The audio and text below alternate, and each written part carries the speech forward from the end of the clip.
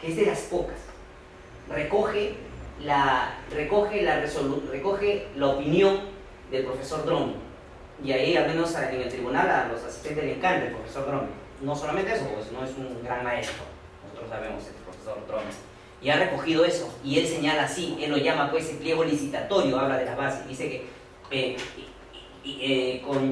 dice que solamente vincula a las partes siempre en cuando no contravenga la norma, dice él.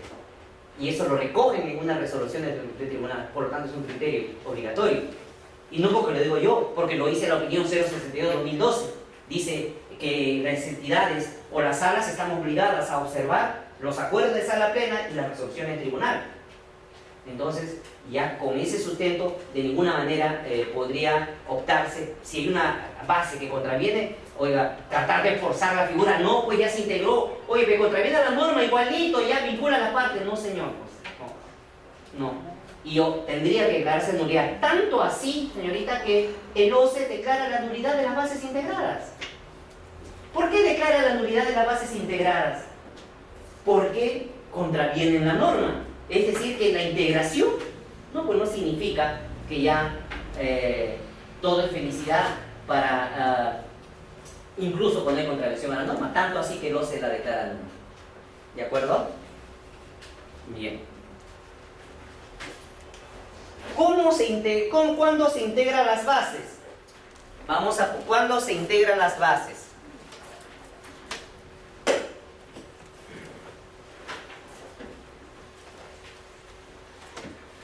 ¿Cuándo se integran las bases? Acá tenemos, miren, ¿cuándo se integran las bases? Primero, acá vamos a poner presentación de consultas, absolución de consultas, presentación de observaciones, absolución de observaciones. Miren, en primer lugar, cuando se elaboren las bases, cuando se elabore el cronograma, atención señores, aunque algunos me dirán, bueno, eso ya está en la base estándar. Vamos a ver. Pero cuando se elabore el cronograma, la entidad se sugiere a la entidad, no es obligatoria, se sugiere que no tome en cuenta los 3 días que el participante tiene para solicitar la elevación a las bases. Miren, aquí después de la solución, acá va a haber 3 días, 1, 2, 3. Esto es para que puedan solicitar la elevación a las bases. Se sugiere que no tenga en cuenta esos 3 días que el participante tenga para solicitar la elevación a las bases. O sea, que asuma que no va a haber observaciones. Y si hay, reprogramas tu calendario y si hay, reprogramas tu calendario e incluyes los 3 días que él tenga para solicitar la elevación a las bases. ¿De acuerdo? E incluye los 3 días que él tiene para solicitar la elevación a las bases. Entonces, hay esta figura y ya está en un pronunciamiento que le dice a la entidad que se le sugiere que cuando elabore el cronograma no encuentre pues o no tenga presente los 3 días que el participante tiene para solicitar la elevación a las bases. Y tú me dirás, ¿y si se presentan observaciones?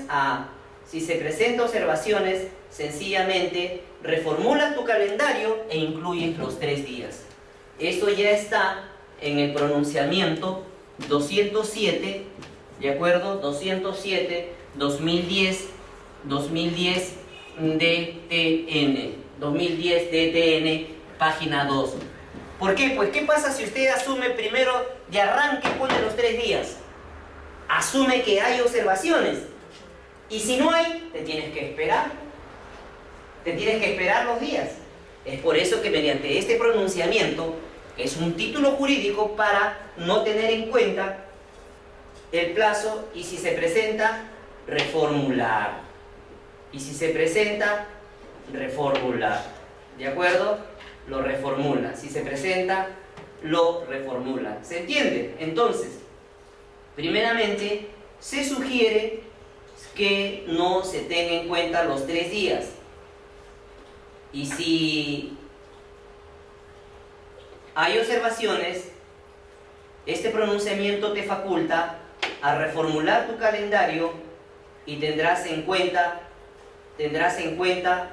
los 3 días para que pueda solicitar la elevación de las bases. ¿Se entiende eso, señores? Es una sugerencia muy buena, ¿de acuerdo? Muy buena la sugerencia. Ahora, vamos a ver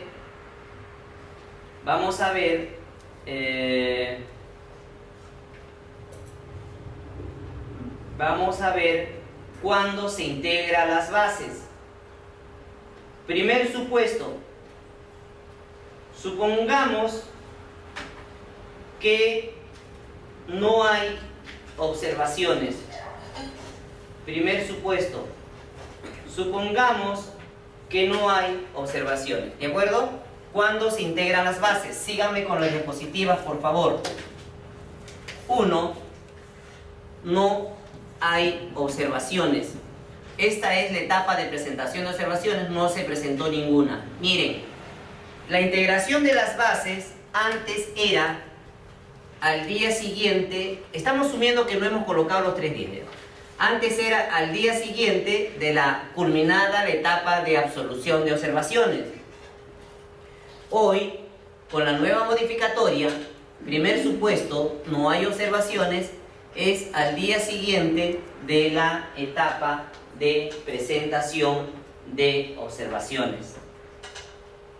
Entonces, anteriormente era la integración al día siguiente de la etapa de absolución de observaciones.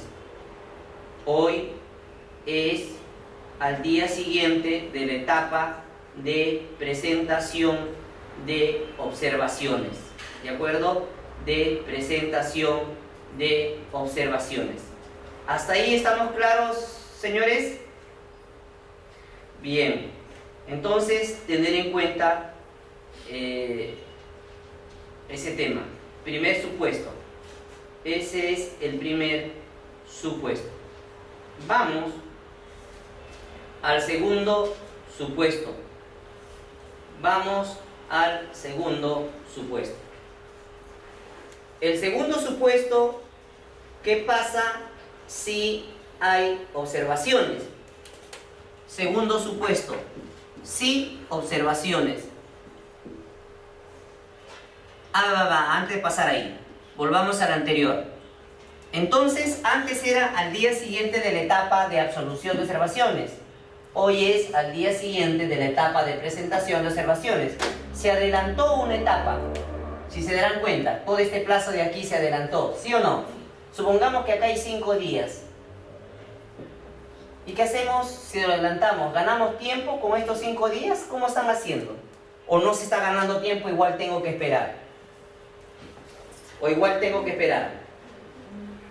¿Cómo están haciendo? ¿Qué pasa en la práctica? ¿Reformulan? ¿O esos 5 días, cómo hacen con esos 5 días?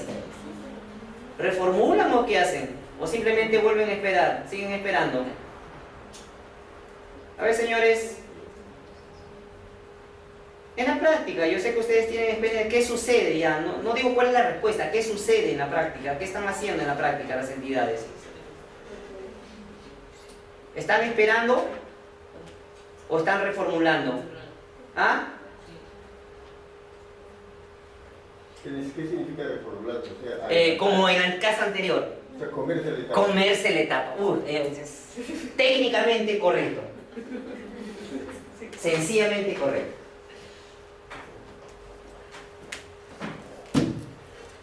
¿Qué están haciendo? ¿Reformulando? ¿Están reformulando el calendario en ese supuesto? ¿Y qué disposición les autoriza eso? Aunque es correcto, pero con cierto matiz, pero digamos, por ejemplo, en el caso anterior hay ese precedente, pero ahí ni en la, por ejemplo, el que dice que se reformuló no está ni en la ley, no está ni en reglamento, ni en ningún precedente, ni en la directiva de observaciones.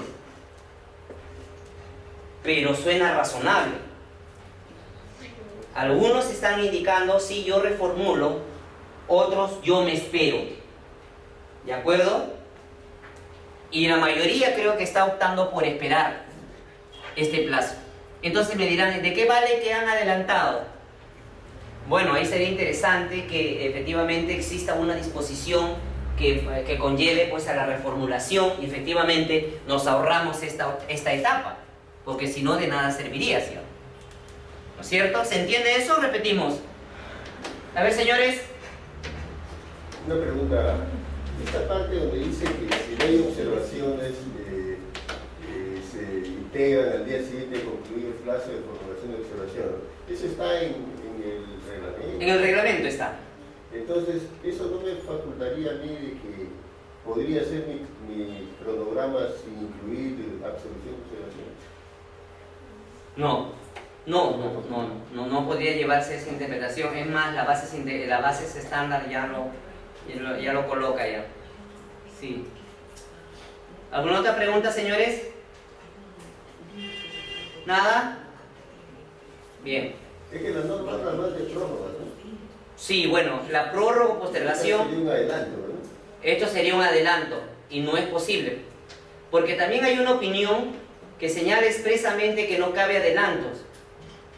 Ojo, señores, no se me confundan, ¿ah? Se les está dando por pautas, no estamos corriendo, a pesar que el tiempo nos aprieta, no estamos corriendo. Estamos tratando de ir pausadamente para aprovechar e internalizar la mayor cantidad de conceptos desde todo punto de vista.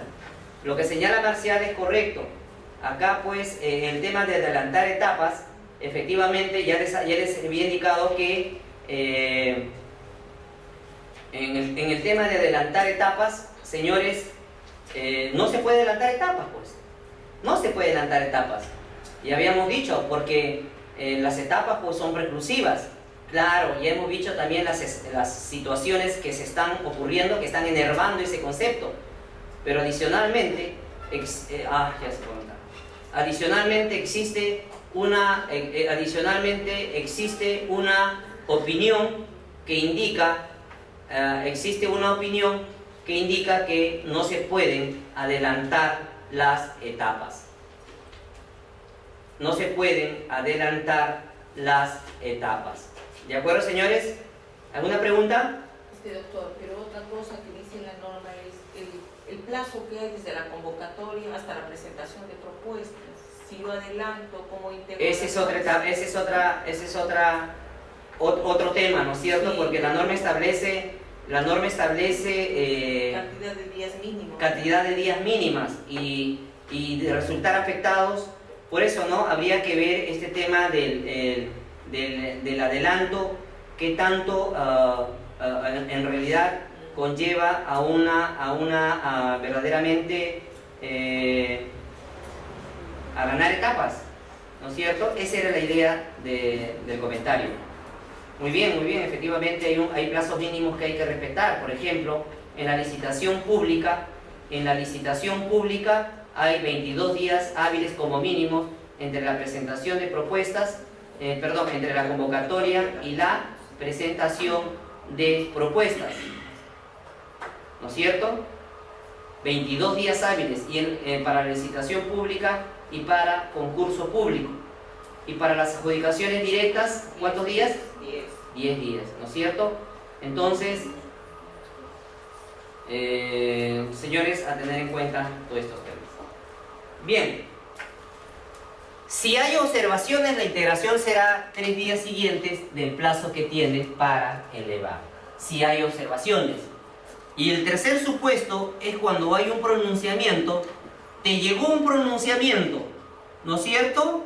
Tienes 2 días, ¿no es cierto?, para la integración. Te llegó un pronunciamiento, tienes 2 días para la integración. Ya también señalábamos. ¿Y qué pasa si el comité no integra? Tiene responsabilidad. Ya le proporcionamos la resolución del tribunal que indica ello. Entonces, repasando, vamos a sus diapositivas. De no haber observaciones, día siguiente de vencido el plazo para la formulación de observaciones. De haber presentado observaciones, día siguiente de vencido el plazo para solicitar observaciones. De solicitarse la elevación, 2 días hábiles siguientes de notificado el pronunciamiento. Vamos rápido sobre la presentación de propuestas. En la presentación de propuestas, es este acto en el cual la persona natural, o la persona jurídica, se presentan ellas, representantes legales o sus apoderados. Bien, usted es el notario, yo voy a presentar la propuesta, le presento mi DNI y no tiene la constancia de sufragio. ¿Me lo recibe o no?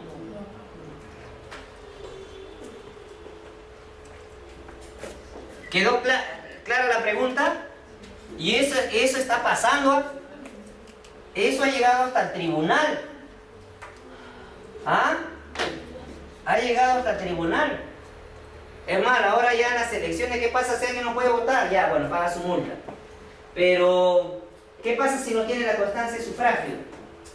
¿No le reciben? ¿Ninguno de ustedes le recibe o alguien le recibe? Pero puede perder su DNI. Ya perdió su DNI, ya. Hace su denuncia, su Ya. demanda. Y sale otra. Y ahí no está la... No, ya no. Ya, claro. ¿Usted qué hace? ¿Le recibe? Usted es el notario. Hay acceso, creo, ¿A quién no hay acceso? en la red hay acceso para sacar un reporte de si... Ya, pero yo como comité estaría obligado a hacer eso. Pero muy bien su observación, hay un acceso, pero yo como comité no estoy obligado. Presunción de veracidad. Es más, si hace la presentación de propuestos me jura, me lo recura y me lo recontrajura que está habilitado con su declaración jurada, yo te creo. Yo no estoy obligado a ir al internet. Claro, pero en el tema de carta fianza sí tiene que verificarse, ¿no? Ahí sí puede ni hablar.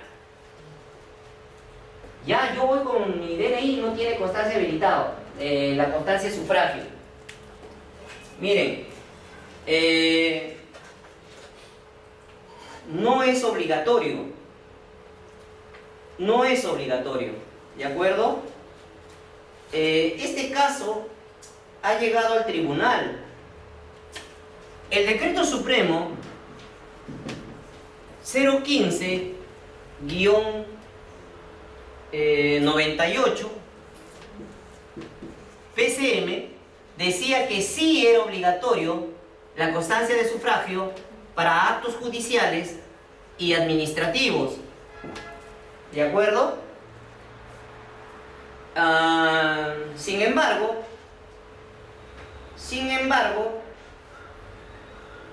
hay una ley que es la ley,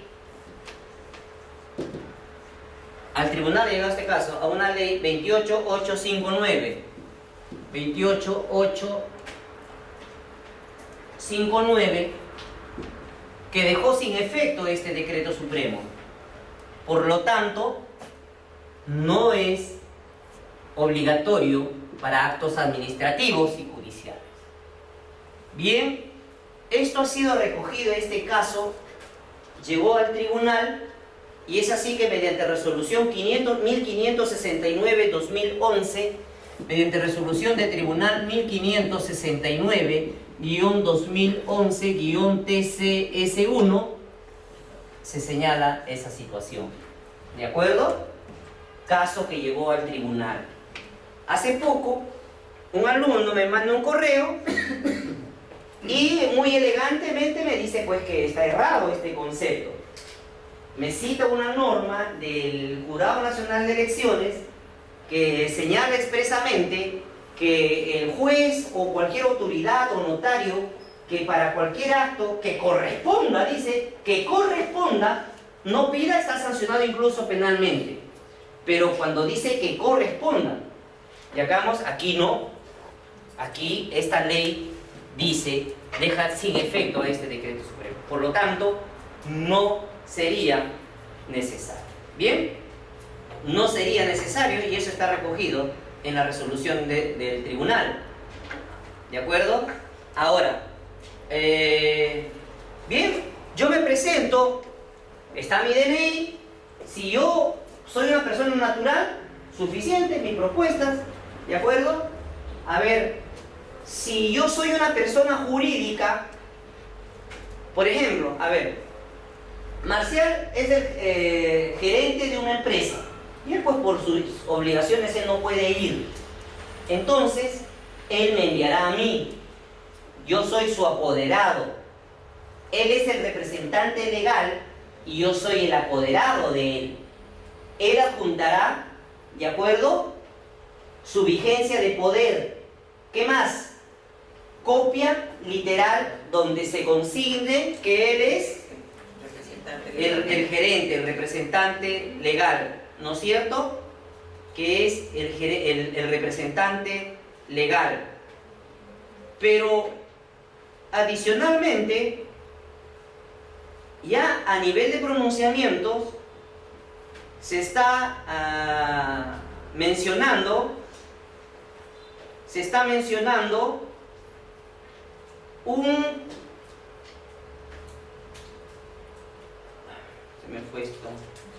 documento, un compendio, acá está, partida electrónica completa de la empresa. Esto ha sido mencionado en el pronunciamiento 205-2012-DSU. Entonces, en su página 3, la norma habla de documento registral, vigencia de poder, que todos conocemos. Segundo, en la copia literal donde dice que eres gerente, pero también hay esto, a ver si no sé si hay alguien de registro aquí que nos apoye en esto, pero hay una partida electrónica completa de la empresa donde se consigna que se puede vertir que es gerente.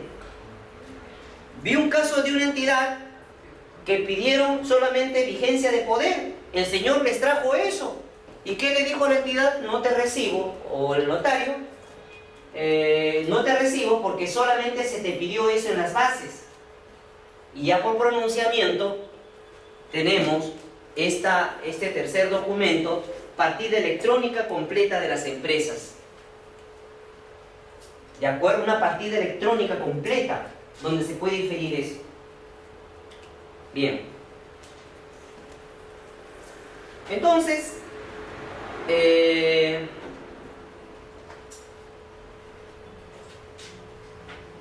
estamos en que yo soy la persona jurídica, yo no puedo ir, me envía a mí, él solamente me dará una copia,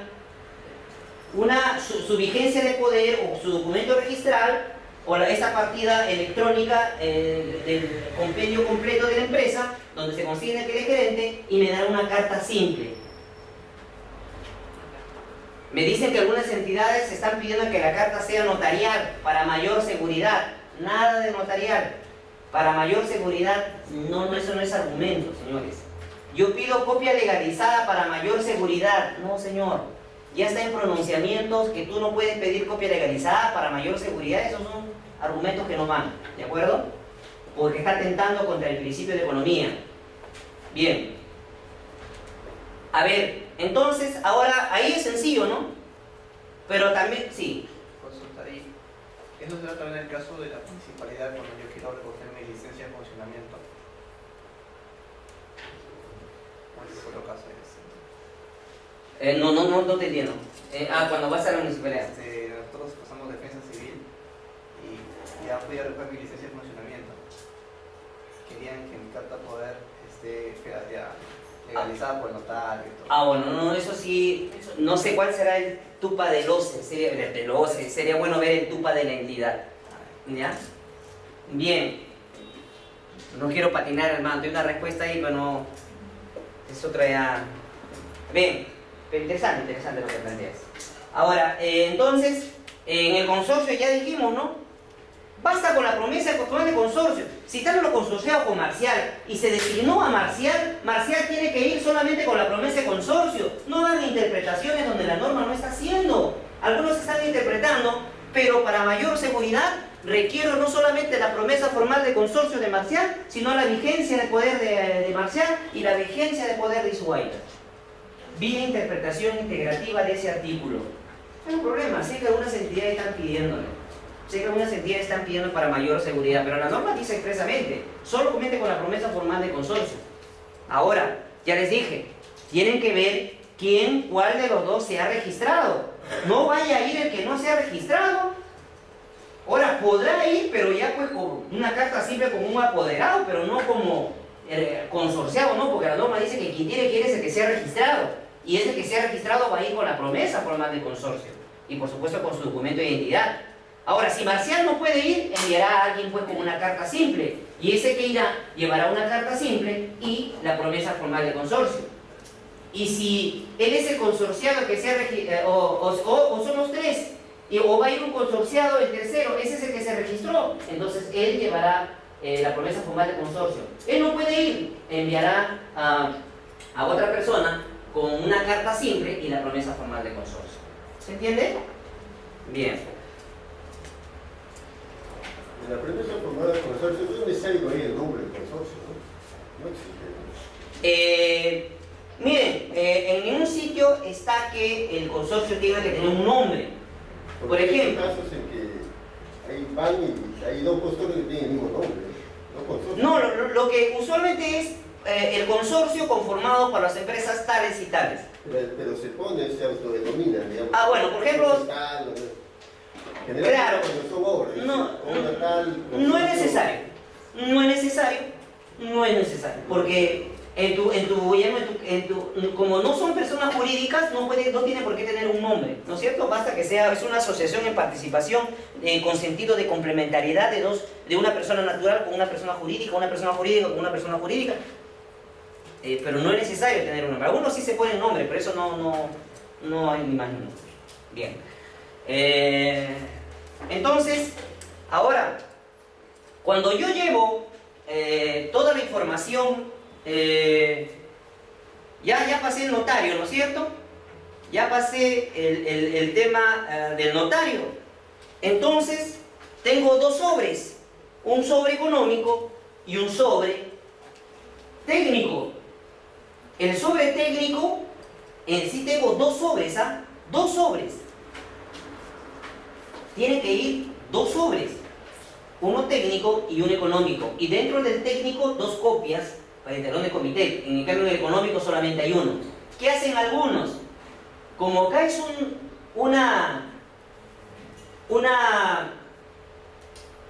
se dice un sobre económico, un técnico y un sobre económico, y dentro del técnico tiene que ir dos copias más, presentan por separado. En esto serían 4 sobres. No, hay que tener cuidado, que parezca obvio esa situación, no. 2 sobres.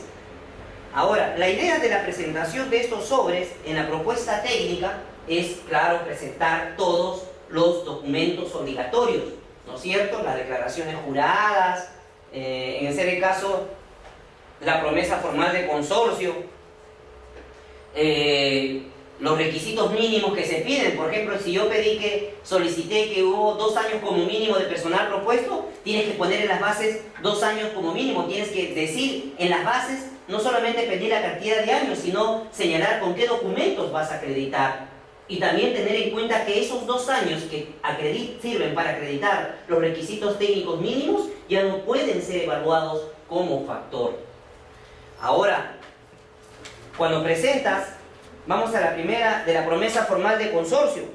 Ahora, esos señores se ha establecido como requisitos mínimos el tema de la promesa formal de consorcio. Ya no es como antes, ¿no? Antes en la promesa formal de consorcio nadie le hacía caso y todo el mundo recién cuando en el contrato formalizado. Si esta es la promesa formal de consorcio, ya la directiva 016/2012 señalaba que tiene que ir, entre otros, el representante común, ¿De acuerdo? El representante común, ¿cuál es su nombre? Ángel. Nos consorciamos con Marcial. ¿Podemos designar a Ángel como representante común o no? Claro, y ya lo señalamos. Y lo que tiene que hacer Ángel es firmar la promesa de consorcio. Eso sí, tiene que él suscribir la promesa de consorcio o el contrato formalizado. Por ejemplo, aquí el domicilio común, el porcentaje. Supongamos que es AB, consorciados A y B. Él tiene que señalar cuáles son las prestaciones y actividades que va a realizar. En cada prestación y actividad, poner los porcentajes. Y eso está ya indicado en las directivas de consorcio, que era 0,16. Y este al final tendrá un porcentaje aquí, y este también un porcentaje aquí. Estos porcentajes tienen que sumar 100. Ahora, ¿qué pasa si no pone los porcentajes? ¿Se asume que es 50-50? Vamos, señores, ¿qué dicen? ¿Se asume o no? ¿Sí, no es cierto? Sí. No. Ya fue derogado eso. Ya fue derogado. No se asume que es 50-50. Sencillamente estaría incumpliendo y chao, a tu casa. Subsano, a tu casa. Ya. Y si no pone las prestaciones y actividades, se